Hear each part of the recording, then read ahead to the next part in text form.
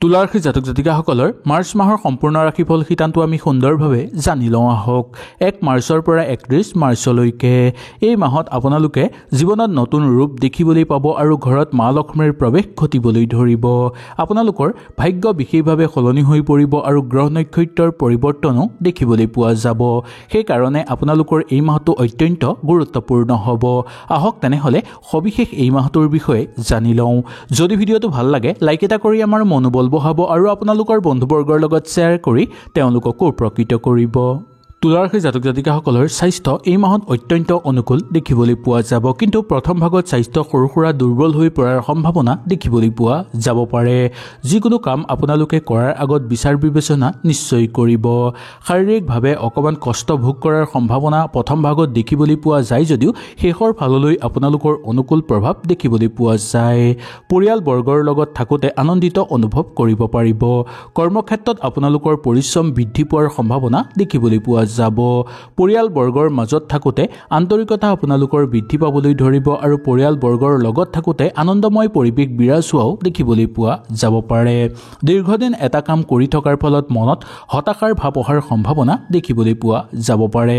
সামাজিক ক্ষেত্ৰত আপোনালোকৰ মনোযোগ বৃদ্ধি পাবলৈ ধৰিব আৰু বন্ধুবৰ্গৰ লগত থাকোঁতে বন্ধুৰ পূৰ্ণ সহযোগিতা লাভ কৰাৰ সম্ভাৱনা আপোনালোকৰ আছে, কিন্তু আপোনালোকৰ কোনো বিশ্বাসঘাতকতা বন্ধুৱে ঠগ প্ৰবঞ্চনাৰ যাতে বলি কৰি আপোনালোকক তুলিব নোৱাৰে তাৰ প্ৰতি বিশেষকৈ লক্ষ্য ৰাখিব লাগিব। অচুক্তি কিছুমান কাম কৰাৰ ফলত আপোনালোকৰ কিছুমান ক্ষতি হোৱাৰ সম্ভাৱনা দেখিবলৈ পোৱা যায়। পৰিকল্পিত কিছুমান কামত সফলতা অৰ্জন কৰিবলৈ সক্ষম হ'ব। বহুদিনৰ পৰা কৰি থকা কামত আপোনালোকে কিছু এলাহ ভাৱ বা হতাশাৰ ভাৱ নামি অহাৰ লক্ষণ দেখিবলৈ পাব। ঘৰুৱা পৰিৱেশত অনুকূল প্ৰভাৱ দেখিবলৈ পোৱা যাব। ঘৰত অতিথি আলহীৰ আগমনৰ ফলত ঘৰত এক সুন্দৰ পৰিৱেশ বিৰাজ হোৱা যোগ দেখিবলৈ পোৱা যায়।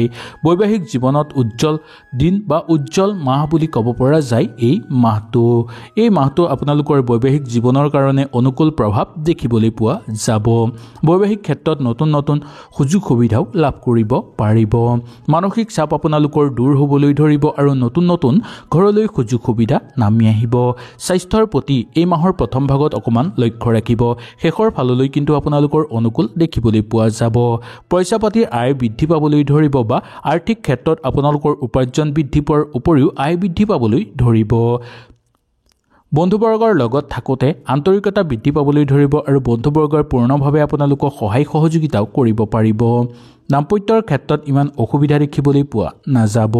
নতুনকৈ কিবা চিন্তা চৰ্চা যদি ঘৰত কৰিব বিচাৰে আপোনালোকে কৰিব পাৰিব। নিজৰ কাম খৰতকীয়া কৰিবলৈ চেষ্টা কৰিব, তেতিয়াহে সুন্দৰভাৱে আপোনালোকে আগুৱাই যাব পাৰিব। ব্যৱসায়িক বাণিজ্যৰ লগত জড়িত লোকসকলৰ কাৰণেও অনুকূল প্ৰভাৱ হ'ব। ব্যৱসায়ত বিনিয়োগ কৰিব বিচাৰিলে আপোনালোকে বিনিয়োগ কৰিব পাৰিব। যুটীয়াভাৱে ব্যৱসায়িক বাণিজ্য যদি আপোনালোকে চলাব বিচাৰে বা আৰম্ভ কৰিব বিচাৰে তেনেহ'লেও আপোনালোকে সুন্দৰভাৱে আৰম্ভ কৰিব পাৰিব। কৰ্মক্ষেত্ৰত নতুন নতুন সমস্যাই দেখা দিবলৈ ধৰিব পাৰে। সেই সমস্যাবোৰ দূৰ কৰাৰ ক্ষেত্ৰত কোনো আত্মীয়ই বা কোনো আপোনালোকৰ সহযোগীয়ে আপোনালোকক সহায় সহযোগিতা কৰিব। সন্তানৰ কাৰণে ইমান চিন্তা কৰাৰ কাৰণ নাই, সন্তানৰ অনুকূল দেখিবলৈ পাব। ধৰ্মীয় ক্ষেত্ৰত মধ্যম হিচাপে পাৰ হ'ব, কিন্তু কোনো কোনো ধৰ্মীয় ক্ষেত্ৰত যোগদান কৰি আনন্দিত আপোনালোকৰ অনুভৱ কৰিব পাৰিব। প্ৰেমত সংগ সুখ লাভ কৰিবলৈ সক্ষম হ'ব। এনেও প্ৰেমত শুভ দেখিবলৈ পোৱা যায় এই মাহটো। ভ্ৰমণ যদি আপোনালোকে কৰিব বিচাৰে তেনেহ'লেও সুন্দৰভাৱে আপোনালোকে ভ্ৰমণ কৰিব পাৰিব। দূৰ ভ্ৰমণৰ ক্ষেত্ৰত যাতে অবান্তিক খৰচ বেছিকৈ নহয় তাৰ প্ৰতি আপোনালোকে অকণমান লক্ষ্য ৰাখিব লাগিব। পঢ়া শুনাৰ ক্ষেত্ৰত কিন্তু এই মাহটো মনোযোগ দিয়াটো আপোনালোকৰ কাৰণে গুৰুত্বপূৰ্ণ। মনোযোগ দিলেহে আপোনালোকে অগ্ৰগতি লাভ কৰিবলৈ সক্ষম হোৱা দেখিবলৈ পাব। শিক্ষাগুৰুসকলে স্বাস্থ্যৰ প্ৰতি লক্ষ্য ৰখাটো দৰকাৰ। শিক্ষাগুৰুসকলে স্বাস্থ্যৰ প্ৰতি লক্ষ্য ৰাখিলে আপোনালোকৰ একো সমস্যা বা একো অসুবিধা নাহে। ৰাজনৈতিক ক্ষেত্ৰৰ লগত জড়িত হৈ থকা লোকসকলৰ কাৰণে মধ্যম ফলাফল দেখিবলৈ পাব। নতুনকৈ ৰাজনৈতিক ক্ষেত্ৰৰ লগত আপোনালোক যদি জড়িত হ'ব বিচাৰে তেনেহ'লে পাৰিব। আগৰ কিবা কৰি থোৱা কামৰ শুভ ফল এই মাহত লাভ কৰিবলৈ সক্ষম হ'ব। পোহনীয়া জীৱ জন্তু ঘৰত হেৰুৱাৰ সম্ভাৱনা আছে কিন্তু এই মাহত, সেইকাৰণে তেওঁলোকৰ প্ৰতি অকণমান লক্ষ্য ৰখাটো দৰকাৰ। কাৰ্যকৰী পৰিকল্পনা সিদ্ধি আপোনালোকে কিছু ক্ষেত্ৰত কৰিব পৰাৰ সুযোগ নামি অহা দেখিবলৈ পোৱা যায়। মৌলিকভাৱে যদি কিবা চিন্তা কৰে তেনেহ'লে আপোনালোকে ইয়াৰ পৰা বহু ভাল ফল লাভ কৰিব পাৰিব। পৰিয়ালৰ এক নতুন সমস্যা অহাৰ খবৰে আপোনালোকক মৰ্মান্তিত কৰি তোলাৰ সম্ভাৱনা দেখিবলৈ পোৱা যাব পাৰে। ঘৰুৱা পৰিৱেশত ইমান অসুবিধা নাপাব যদিও কিবা এটা বেয়া খবৰ এই মাহত অহাৰ সম্ভাৱনাও দেখিবলৈ পোৱা যাব পাৰে। প্ৰিয়জনক ক্ষমা কৰিবলৈ এই মাহত আপোনালোকে চেষ্টা কৰিব। ডাঙৰ ব্যৱসায় কৰা লোকসকলে লেনদেনৰ ক্ষেত্ৰত অনুকূল প্ৰভাৱ দেখিবলৈ পাব আৰু লেনদেন কৰাৰ ক্ষেত্ৰত ইমান অসুবিধা আপোনালোকে নিদিব বা নাপাব। বহুদিনৰ পৰা হৈ থকা সমস্যা আপোনালোকে সোনকালে সমাধান কৰি ল'বলৈ চেষ্টা কৰাটোৱে এই মাহত আপোনালোকৰ কাৰণে অত্যন্ত উচিত বুলি ক'ব পৰা যায়। কাম কাজৰ ক্ষেত্ৰত আপোনালোকৰ ইমান অসুবিধা নাপাব। ধনাত্মক চিন্তা আপোনালোকৰ মনলৈ অহাৰ সম্ভাৱনা দেখিবলৈ পোৱা যাব পাৰে। ঘৰত যদি কিবা নতুনকৈ ব্যৱসায়িক বাণিজ্য আৰম্ভ কৰিব আপোনালোকে বিচাৰে তেনেহ'লে আপোনালোকে সুন্দৰভাৱে পাৰিব। আপোনাৰ জীৱনসংগী আপোনালোকৰ কাৰণে প্ৰেৰণা হৈ পৰাৰ সম্ভাৱনা দেখিবলৈ পোৱা যাব পাৰে। কৰ্মক্ষেত্ৰত আপোনালোকৰ অগ্ৰগতি প্ৰাপ্তি লাভৰ প্ৰবল যোগ দেখিবলৈ পোৱা যাব পাৰে। ইয়াৰ কাৰণ হ'ল ৰবি, সূৰ্য, ভানু, খৰ্গ এইকেইটা গ্ৰহ আপোনাৰ লগত সুন্দৰভাৱে আছে। ইয়াৰ ফলত আপোনালোকে যিকোনো কাম হাতত দিলেই এই মাহত সফলতা অৰ্জন কৰিব পৰাৰ যোগ দেখিবলৈ পোৱা যায়। অধিক কৰ্মত আপোনালোকে মনোযোগ হৈ থকাৰ কাৰণে আপোনালোকে ঘৰৰ মানুহক অকণমান সময় দিবলৈ নোৱাৰিব পাৰে। সেইকাৰণে এই ক্ষেত্ৰত অকণমান লক্ষ্য আপোনালোকে ৰাখিব লাগিব। আপুনি কিবা চিন্তা চৰ্চা নকৰাকৈ যিকোনো কাম কৰাটো উচিত নহয়, বিশেষকৈ পইচা পাতিৰ ক্ষেত্ৰত। পইচা পাতিৰ ক্ষেত্ৰত ভালকৈ চিন্তা চৰ্চা নকৰাকৈ একো কৰাটো আপোনালোকৰ পক্ষে উচিত নহ'ব। সন্তানৰ অনুকূল দেখিবলৈ পোৱা যাব পাৰে। নতুনকৈ ঘৰত মূল্যৱান সম্পদ ক্ৰয় কৰিব বিচাৰিলে পাৰিব বা গাড়ী মটৰ যদি এই মাহত আপোনালোকে ক্ৰয় কৰিব বিচাৰে তেনেহ'লে সুন্দৰভাৱে ক্ৰয় কৰিব পাৰিব। শত্ৰুৰ পৰাক্ৰম হ্ৰাস পাবলৈ ধৰিব, কিন্তু অচিনাকি ব্যক্তিৰ পৰা পাৰে যদি অকণমান দূৰত্ব বজাই ৰাখিবলৈ চেষ্টা কৰিব।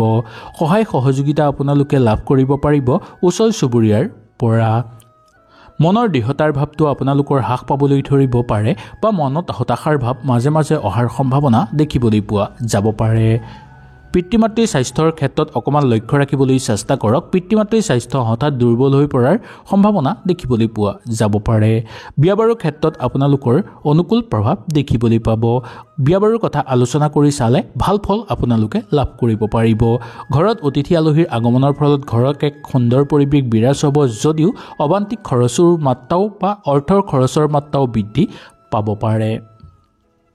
মাটি বাৰীৰ ক্ষেত্ৰত আপোনালোকৰ চলি থকা সমস্যাই বিবাদৰ সৃষ্টি হ'বলৈ ধৰিব পাৰে। তাৰ প্ৰতি অকণমান আগৰ পৰাই লক্ষ্য ৰাখিবলৈ চেষ্টা কৰিব। প্ৰিয়জনৰ পৰা ভাল উপদেশ লাভ কৰিবলৈ সক্ষম হ'ব। প্ৰশাসনিক বিষয়াসকলৰ কাৰণে পদোন্নতিৰ যোগ দেখিবলৈ পোৱা যাব পাৰে। নিবনুৱাসকলৰ কাৰণে এই মাহটো অতিশয় গুৰুত্বপূৰ্ণ দেখিবলৈ পোৱা যায়। আপোনাৰ উজ্জ্বলতা বৃদ্ধি পোৱাৰ সম্ভাৱনা এই মাহত দেখিবলৈ পোৱা যাব পাৰে। কিবা এটা কাম কৰাৰ কাৰণে আপোনালোকৰ আগ্ৰহ ভাৱটো সৰ্বাধিক বৃদ্ধি পাবলৈ ধৰিব। আপুনি প্ৰকৃততে যিকোনো কাম হাতত ল'ব বিচাৰিলে এই মাহত ল'ব পাৰিব আৰু সেই কাম কৰাৰ ক্ষেত্ৰত কোনো বন্ধুবৰ্গ বা কোনো কৰ্ম অনুৰাগীয়ে আপোনালোকক সহায় সহযোগিতা কৰিব। ভাই ভনীৰ লগত সম্পৰ্ক গভীৰ হৈ পৰিব। আৰ্থিক ক্ষেত্ৰত আপোনালোকৰ ইমান অসুবিধা দেখিবলৈ পোৱা নাযাব।